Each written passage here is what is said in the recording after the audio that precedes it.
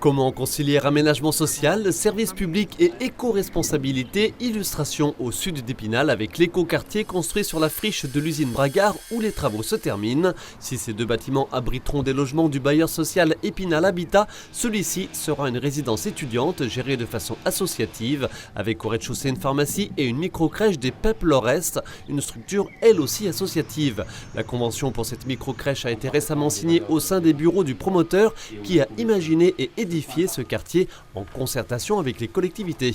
Pour nous, c'est le chantier école parce que depuis, on en a vendu 6 ou 7 des dossiers comme cela. On l'a expérimenté, on a créé toutes pièces, on a créé les principes de vie, on a créé la dialectique, qu'on peut dire, si on peut dire dessus. Du coup, on a essayé d'imaginer une charte aussi de vie dans le quartier. Donc, on a capitalisé sur ce dossier en enseignement et en recherche également parce que la partie recherche est importante.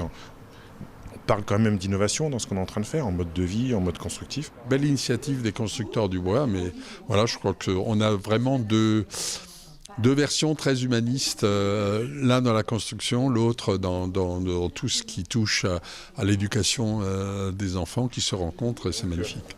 Accompagné lors de son lancement il y a quelques années par des fonds publics via une société d'économie mixte, l'entreprise spinalienne pilote aujourd'hui de nombreux projets avec toujours en filigrane la préoccupation sociale. Sur ces images, une résidence senior, c'était l'automne dernier à Thaon-les-Vosges, préoccupation sociale et environnementale. On reste bien sur le bois, on favorise le circuit court, on affiche fièrement le bois des Vosges un peu partout. On est même en train de développer dans d'autres secteurs géographiques de la France.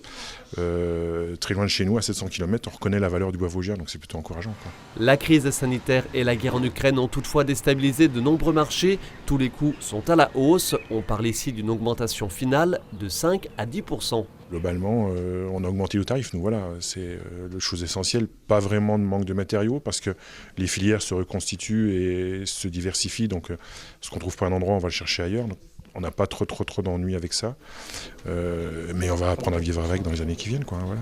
L'entreprise Les Constructeurs du Bois compte aujourd'hui 15 salariés, une vingtaine à moyen terme. Quant à l'écoquartier de Bitola, les premiers locataires devraient arriver en septembre, tout comme les enfants de la microcrèche.